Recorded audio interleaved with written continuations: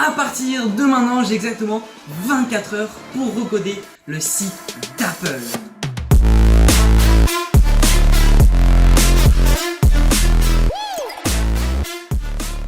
Bon, on va quitter ça. Voilà.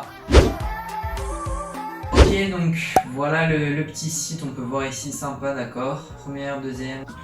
Ok. Ah, en fait, ça c'est un peu comme le grid, donc les petits blocs placés comme ça. Ça c'est vraiment sympa à faire comme effet. En plus, on peut voir qu'il y a des couleurs différentes, c'est vraiment très joli. Comme ça, ok. Et là, ok. Oh. Ok. Ah, et en plus, il y a des petits points en bas quand tu cliques en bas. Ah non. Bon, et puis la petite fin. Alors, honnêtement, je vois à peu près comment est-ce que ça pourrait fonctionner, mais au niveau du codage, pas du tout. Bon, bah, que le défi commence.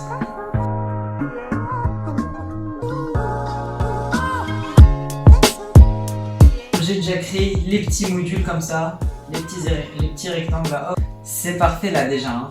On commence à... Bah on commence. Ça finit bien. Ouais. Ok, ça finit bien.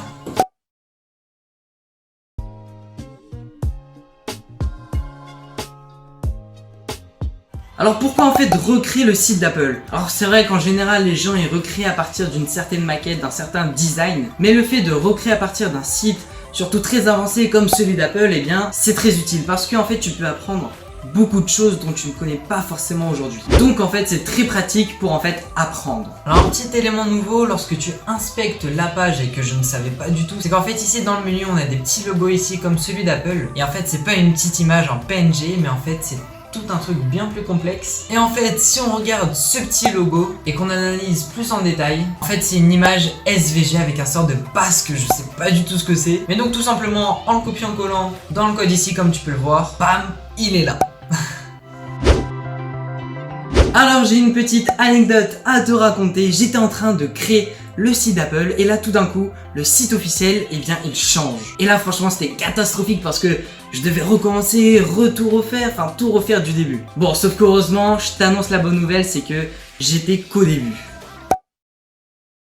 Bon et maintenant si on rentre un peu plus en détail dans le site officiel d'Apple, regarde donc là si je scroll et que je descends un peu plus bas après, et ben on peut voir que c'est pas le site d'Apple.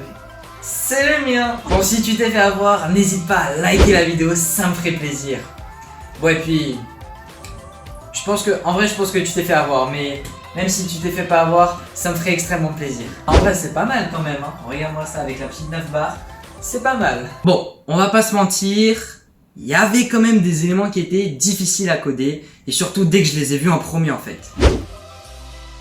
Là on dirait que ces petits carrés là ils sont disposés d'une simple façon, c'est-à-dire 1, 2 et ensuite copier-coller 3, 4, etc.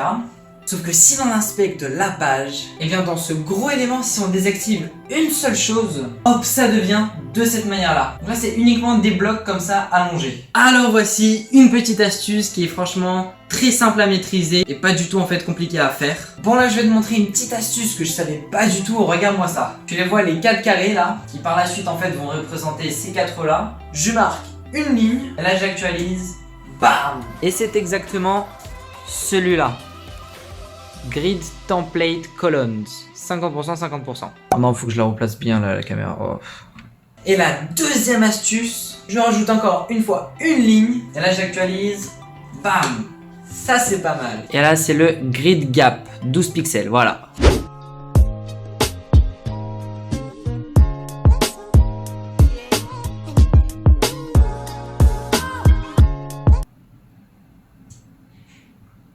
Hein? C'est à moi ça? Ah ouais. Bam. Bam bam bam. Voilà. Oh oui, il faut toujours faire des maths, hein. Faut pas oublier l'école là. Hein. Bon écoute, je vais faire une petite pause là et puis à tout à l'heure. Ciao. Pas mal l'effet hein. Bon j'espère que t'as kiffé quoi. Bah attends, c'est pas la fin de la vidéo, attends. Et me voici. Alors honnêtement j'ai mis quand même je pense un peu plus que 24 heures au total. mais j'ai terminé le site internet. Alors j'ai pas fait tout entièrement, donc j'ai quand même très bien avancé, très bien fait, mais pas la toute petite fin. Peut-être un prochain épisode, si dans les commentaires je vois qu'il y en a qui voudraient vraiment que j'en fasse un, que je montre comment est-ce que ça fonctionne, bah ça sera avec plaisir et puis ça m'entraînera, donc ça c'est bien. Ok, bon, arrêtons de blablater, maintenant je vais te montrer le site internet que j'ai fait. Donc le voici, il est là devant mes yeux. Comme tu peux voir, bam, site Apple, voilà, c'est le mien. Donc hop, ici, je over. Bam, je scroll. Hop. Et là, avec le petit grid qui est très sympa.